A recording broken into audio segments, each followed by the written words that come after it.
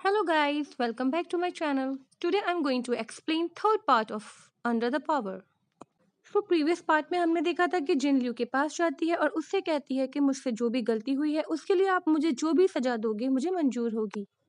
लेकिन जिन ने सपने में भी नहीं सोचा होगा कि उसे इस तरह की पनिशमेंट दी जाएगी।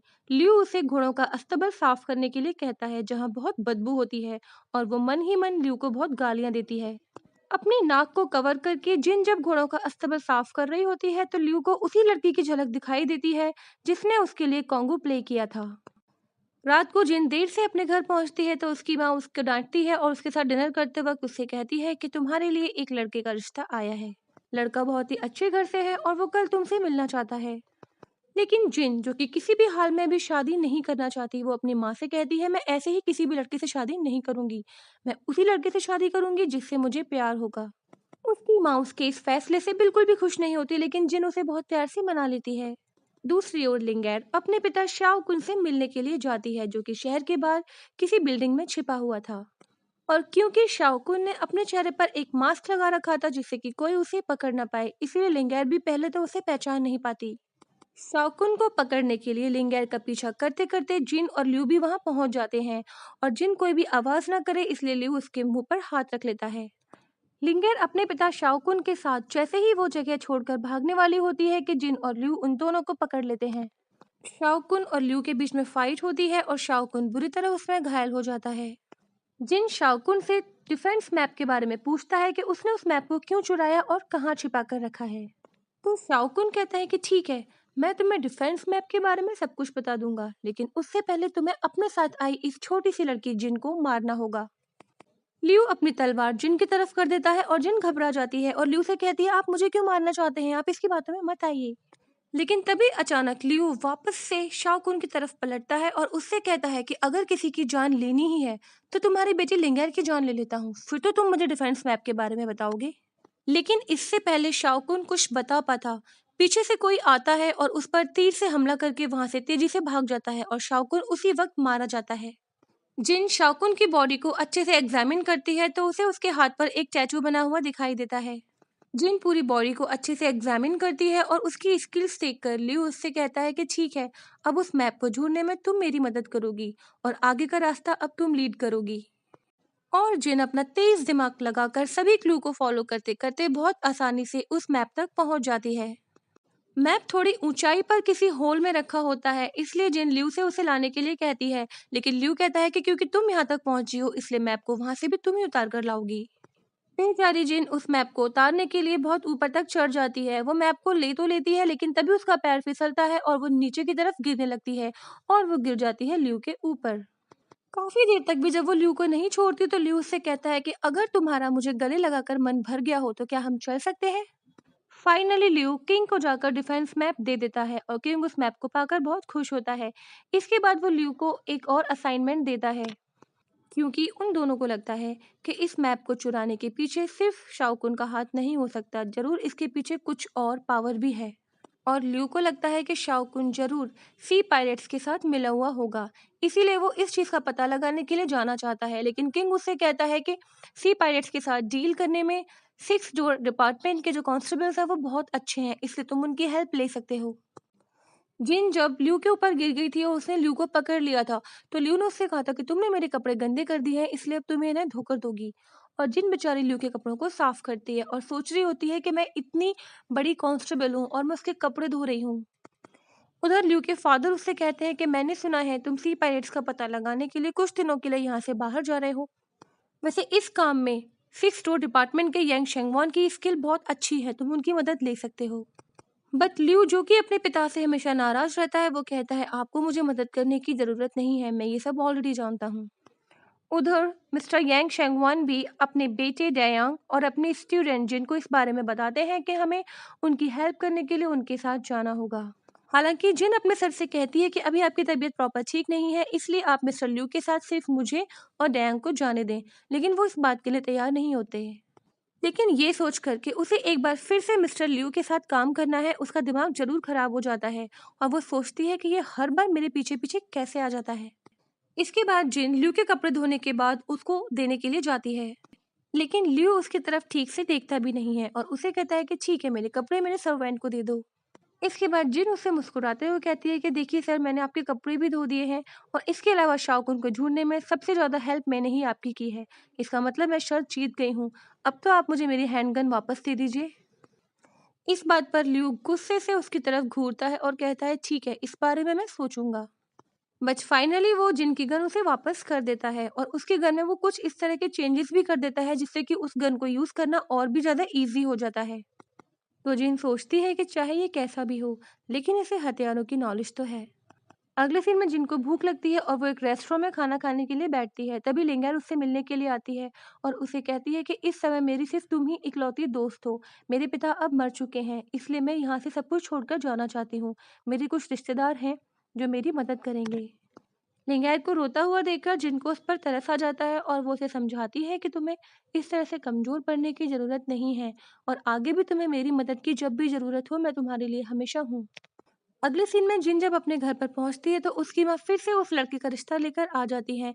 जिन जल्दी से अपना सामान पैक करती है और अपनी माँ से कहती है कि अभी मैं कुछ भी नहीं कर सकती हूँ क्योंकि मैं एक बिजनेस ट्रिप पर योंगजू जा रही हूँ। मुझे एक केस के सिलसिले में मिस्टर लिू को असिस्ट करना है। वहाँ से आने के बाद हम उस लड़के के बारे में सोचेंगे। योंगजू पहुंचने के लिए वो दोनों जिस बोट में जा रहे होते हैं उस बोट में बहुत सारा सामान जा रहा होता है और उनको बताया जाता है कि ये सारा सामान सर्विंग नेशन के जनरल के बर्थडे के तौर पर गिफ्ट के लिए जा रहा है। जिन उस सामान को देखने के लिए उस तरफ जाती है, लेकिन वहाँ का जो हेड होता है वो उन दोनों को अंदर जाने की परमिशन नहीं देता है और वहाँ से ही भगा देता है। दूसरी ओर डिफेंस मिनिस्टर दो और मिनिस्टर्स के साथ में किंग के पास जाता है और उसे कहता है कि हम बॉर्डर सेफगार्ड फोर्सेस का इंचार्ज हुआंग यू को बना सकते हैं क्योंकि पिछले कुछ समय में उसने खुद को प्रूव किया है। और जब सारे मिनिस्टर्स डिफेंस मिनिस्टर की बात को सपोर्ट करते हैं तो किंग भी उसको हाँ कर देता है और हुआंग यू को बुलाने के लिए कहता है। उधर शिप के अंदर जिन और जयांग को ल्यू से मिलने नहीं दिया जाता, बल्कि उनसे कहा जाता है कि आप उनके साथ काम करने जरूर आए हैं लेकिन उनको बेवजह आप डिस्टर्ब नहीं करेंगे। बल्कि उनको रहने के लिए जो रूम दिया जाता है वो भी इतना बदबूदार होता है कि जिन को बहुत गुस्सा आता है। इसके बाद थोड़ी सी खुली हवा लेने के लिए जिन बोट की डेक पर आ जाती है और अपनी अपनी माँ के बारे में सोचने लगती है कि यहाँ से लौटकर वो उनको क्या जवाब देगी। तभी उसका फ्रेंड जयांग उसके पास आ जाता है और वो जयांग से कहती है कि क्यों ना तुम मेरी माँ के सामने मेरा बॉयफ्रेंड बनने का ड्रामा करो, फिर उनके पास बार बार रिश्ते लाने की कोई वजह नहीं होगी। और जयांग भी हंसते हुए उससे कहता है कि तुम मुझे माफी करो, मैं तुम्हारे लायक नहीं हूँ। तभी अचानक उनके पीछे से ल्यू आ जाता है और उन दोनों से पूछता है कि कांस्टेबल यांग चैंगवान कहाँ मिलेंगे। और बातों ही बातों में वो अपनी चाय का झूठा कप जिन को पकड़ा देता है और जिन उसको पकड़ भी लेती है और उसके बाद सोचती है कि मैंने इस कप को क्यों पकड़ा, मैं तो खुद एक कांस्टेबल हूँ, मैं उसकी नौकर नहीं हूँ। इसके बाद वो दोनों ल्यू को लेकर हेड कांस्टेबल यांग चैंगवान के पास जाते हैं, लेकिन उन दोनों को रूम से बाहर निकाल दिया जाता है। लेकिन जिन, जो कि किसी भी हाल में हार मानने वाली नहीं थी, वो छुपकर उन दोनों की बातें सुनने की कोशिश करती है। लियू मिस्टर यांग शेंगवान से कहता है कि मेरे डैड आपकी बहुत तारीफ करते हैं और उन्होंने आपके लिए एक मैसेज भी भेजा है, the dad are already gones. ये शायद उन दोनों के बीच में कोई कोड मैसेज था जिसको सुनकर यांग शेंगवान थोड़े से परेशान हो जाते हैं। और जिन ये सुनकर सरप्राइज हो जाती है कि उसके गुरु यांग शेंगवान कभी कमांडर लियू के अंडर काम किया करते थे और वो उनके बेटी रैंग से कहती है कि तुम्हें पता भी नहीं है तुम्हारे पिता उनके अंडर काम करते थे। और वो डैंग से कहती है कि अब तुम्हें बातों ही बातों में अपने पिता से पता लगाना होगा कि वो क्या काम करते थे और उन्होंने वो काम क्यों छोड़ा। लेकिन तभी फिर से पीछे से ल्यू आ जाता है जो उन दोनों की बातें सुन लेता है और कहता है कि सिक्स स्टोर डिपार्टमेंट के कांस्टेबल ऐसे ही होते हैं जो छुपकर लोगों की बातें सुनते हैं। तो जिन ल्यू से कहती है कि मैंने अभी सुना कि मेरे टीचर तुम्हारे पिता कमांडर ल्यू के अंदर काम करते थे और मुझे समझ में नहीं आ रहा कि जब वो इतने टैलेंटेड थे तो वो सिक्स स्टोर डिपार्टमेंट के अंदर अपना टैलेंट वेस्ट क्यों कर रहे हैं, और जब तक मुझे ये बात पता नहीं चलेगी मुझे चैन नहीं मिलेगा। तो ल्यू कहता है ठीक है, ये तो बहुत अच्छी बात है कि तुम क्यूरियस रहो क्योंकि क्यूरियोसिटी ही तुम्हारे जैसी जंगली बिल्ली को मार सकती है। और ल्यू जल्दी से अपने रूम में जाकर अंदर से गेट बंद कर लेता है और जिन उसको बुलाती हुई बाहर खड़ी रह जाती है और वो बाहर से ही चिल्लाकर कहती है कि अगर आपको लगता है कि गेट बंद कर देने से मैं यहाँ से चली जाऊंगी तो मैं नहीं जाने वाली, मैं यहीं खड़ी रहूंगी। आपको किसी भी चीज की जरूरत हो तो आप मुझे आवाज लगा देना। तो ल्यू जिन को अंदर बुलाता है और उससे कहता है ठीक है, मेरे रूम में एक कॉकरोच है, तुम उसे पकड़ो।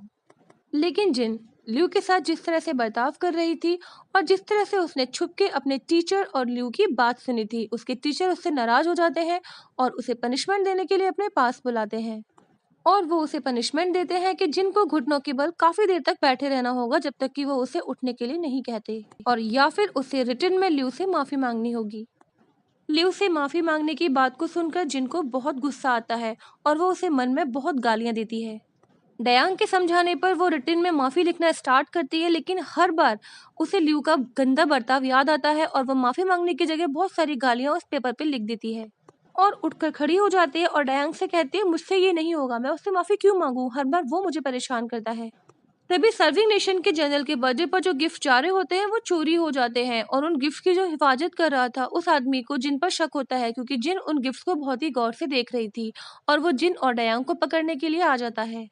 हालांकि जिन इस बात से साफ इनकार कर देती है कि इस चोरी से मेरा कोई लेना देना नहीं है और तुम्हारे पास क्या प्रूफ है कि वो गिफ्ट्स मैंने चुराए हैं, लेकिन वो लोग उनकी कोई बात ही नहीं सुनते और कई सारे सैनिक आकर जयांग और जिन को चारों तरफ से घेर लेते हैं और उनके रूम की तलाशी लेने के लिए कहते हैं। तभी उनका हेड जिन पर तीर से हमला कर देता है। वो तीर जिन के लगने ही वाला होता है कि तभी अचानक कोई बीच में आता है और उस तीर को पकड़ लेता है। और ये बताने की जरूरत तो है ही नहीं कि वो कौन होता है, क्योंकि ऑब्वियसली वो ल्यू होता है। वो तीर चलाने वाले आदमी की गर्दन पर तीर रखता है और उससे कहता है कि तुम्हारी हिम्मत कैसे हुई मेरे लोगों पर हमला करने की। पहले तो वो लोग उसे हल्के में लेते हैं, लेकिन जब वो उन्हें बताता है कि वो कमांडर ल्यू का बेटा ल्यू जिंग है, तो वो लोग उससे डर जाते हैं और इसके बाद वो लोग बिना एक भी शब्द बोले उन सबको वहां से जाने की परमिशन दे देते हैं। जिन डयांग से कहती है कि तुम अभी जाओ और टीचर को इस बारे में इन्फॉर्म करो कि वो सारे गिफ्ट्स चोरी हो गए हैं। और इसी के साथ मैं आज का पार्ट खत्म करती हूँ। तो ये पार्ट आपको कैसा लगा कमेंट बॉक्स में लिखना बिल्कुल मत भूलिएगा। हमेशा की तरह वीडियो को लाइक कीजिए, क्योंकि आप लोग लाइक करने में बहुत कंजूसी करते हैं। शेयर कीजिए और अगर सब्सक्राइब नहीं किया है तो इसे सब्सक्राइब भी कर लीजिए। मिलते हैं नेक्स्ट पार्ट में। Till then tata bye bye sayonara and take care.